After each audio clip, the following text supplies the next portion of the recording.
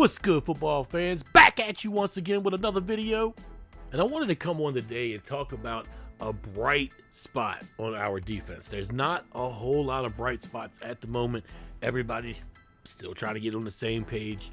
I think they're still trying to weed through the guys that don't exactly fit what they're trying to do as well. If you haven't had a chance yet to check out my last video about Jeremy Chinn, I'm going to link that in the upper right hand corner. While you have Jeremy Chinn, you also have Frankie Luvu. And Frankie is a guy that you should use as an example to gauge what our front office is currently doing.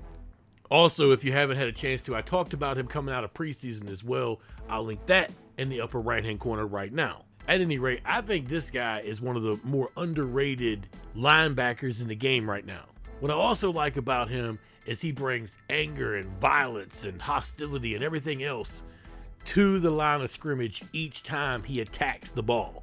And to me, that's what the defense needs. That's what Washington needs big time. It's what they, completely lacked under Ron Rivera. They never had that guy, that canine on the defense, the dog that comes out and bites everybody whenever he gets a chance. We never had that guy with Ron Rivera in town, which made little sense at all. It almost seems like Ron Rivera and Jack Del Rio were constantly trying to be smarter than they were, trying to make something out of nothing. That said, let's just hop right into Frankie's film. Imagine trying to be an NFL lineman and block a guy like Frankie Luvu. Here you are pushing him backwards, thinking, hey, I got this guy right where I want him. Little do you know that at the same time, he's sidestepping and got you right where he wants you. I mean, like that lineman can't do anything about it. It always shocked me when I first started watching the film more closely and seeing the way these linemen get manhandled. It also makes me have a whole lot more respect for the linemen that don't get manhandled in certain situations. But right here, like Luvu does exactly what he wants to until the man comes into a spot where he's able to make the tackle. Literally, he's just pushing that lineman the way he wants to and getting ready for the moment that he can just spring to the side and make that tackle. Daron Payne does pretty much what he wants to with his man as well, kind of slings him around, kind of creates that whole havoc to begin with. Watch him. He engages just long enough to let the lineman see that he's there, and then he disengages. And he hits that lineman hard enough to where he's able to push him backwards and instantly spring off of him and make the tackle. This is literally how you teach it right here. Watch it in real time. Boom, boom, makes the tackle.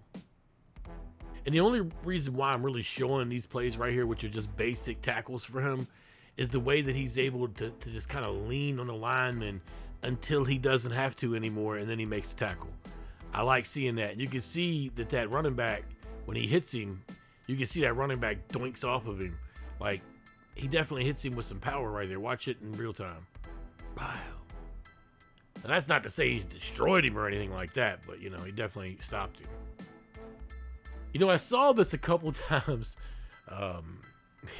Sunday against the Giants where right as the play would begin, Luvu would just kind of dart towards the line of scrimmage.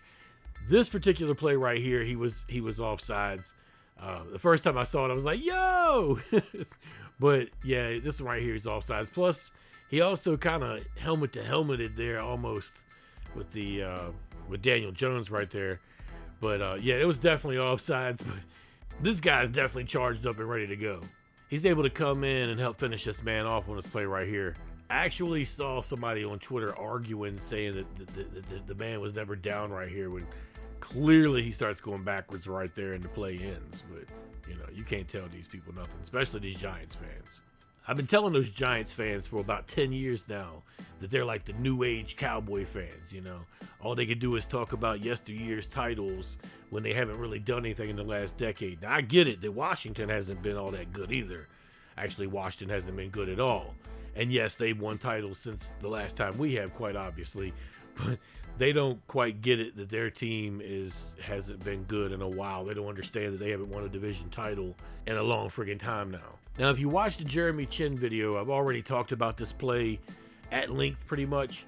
But this is the play where Chinn actually comes up and misses a play on Daniel Jones right there. Thankfully, other people on this play were doing their jobs, and that just happens to include Frankie Luvu, who steps up and just about knocks Daniel Jones's head off right there. This is what violent intentions look like right here. This is what football brought with violence looks like right here. This, my friends, is what a dog looks like right here. This dude is out there to play. He's out there to make plays, and he's out there to win. Hopefully, we do that within the next 3 years and make the best of the talent that we have. Because this guy right here is definitely one of the most underrated talents we have on our team. A lot of NFL fans, the normal average NFL fan, has never heard of Frankie Luvu. One thing I noticed too is they deployed him a lot, spying the quarterback, and he's actually pretty good at it, and he did a good job of it right here. He kind of sniffs it out. Of course, Jones tries to make that play right there, and that's that 4th down play. Another example of him fighting off a block right here, making a tackle. He makes this stuff look easy. Just simple child's play. Just push a 280-pound lineman off and make the tackle. Well, making part of the tackle, sorry. I realized I got a whole crowd of people on here waiting for me to make a mistake so they could point it out and put a timestamp. This play right here by the Giants was sort of similar to a mesh concept, whereas they were running their receivers down the same line, one after the other. And the intended outcome that they were looking for, it happened. I mean, you see Bobby Wagner and Frankie Luvu bumping into each other here, and then you see Wagner bumping into another man right here across the side. Boom, boom. Wagner ran into 2 people on that play, and it left their guy wide open. Is that Neighbors? Yeah, it left him wide open to run the field, basically.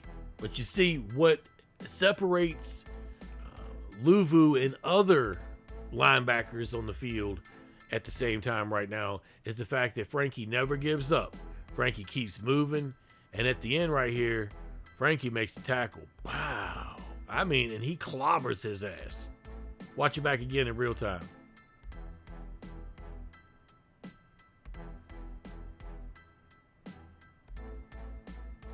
Wow. Now watch this play as it starts out. He's going to disappear up the screen there for a minute, but he's going to come back in with violence. Wow. Now watch, I'll slow it down now. Watch him just unload on Daniel Jones. Wow. I mean, if you're going to send your quarterback through the hole right there, you definitely should have somebody with a hat on freaking Frankie Luvu. I mean, that dude is headhunting out here. Look at him flying all over the field, making nasty little shots. Like, pow! Nice little tackle for loss right here. Gets you behind the line of scrimmage. Him and one other guy gets you behind the line of scrimmage right here. Decent. Watch him stuff it in real time. Pow. That's my linebacker. I want one more like him. Here's another example of him. He doesn't make the tackle on this play right here, but he ensures that wide receiver doesn't get any more yards than he really needs to, right?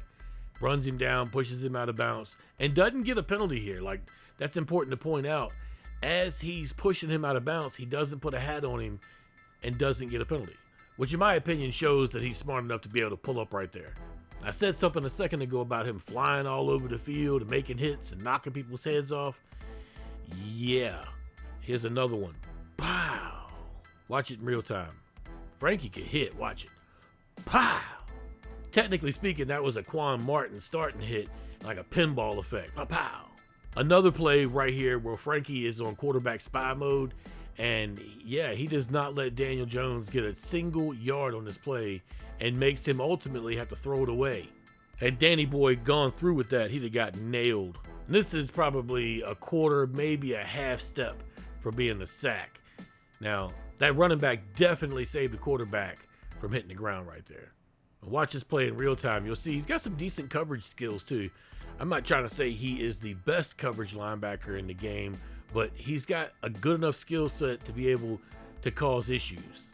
It should be pointed out too that this almost was an interception. If you watch with the ball, it kind of goes right into those hands right there, but he doesn't land it. He only gets 1 foot in. College, that'd have been an interception. So look guys, 2 games in, and I like what I see from Frankie Luvu so far. I kind of already knew that was going to be the case, but I look for him to only get better as the year goes on and he gets more and more used to the system. And I do believe that he's the best linebacker on the team. I know people out there probably going to say, well, Bobby Wagner, you know, he was a Pro Bowler last year. He's the best linebacker. I don't think so. Not anymore. I don't think that looking at the film from this year, he hasn't taken to the system as well as Frankie either. Truth is, he's getting on up there in age, you know, a little long in the tooth, if you would. But I still feel like the linebacker core this year is light years ahead of where it was last year. And I also feel like the rest of the linebacker core is only going to get better with time.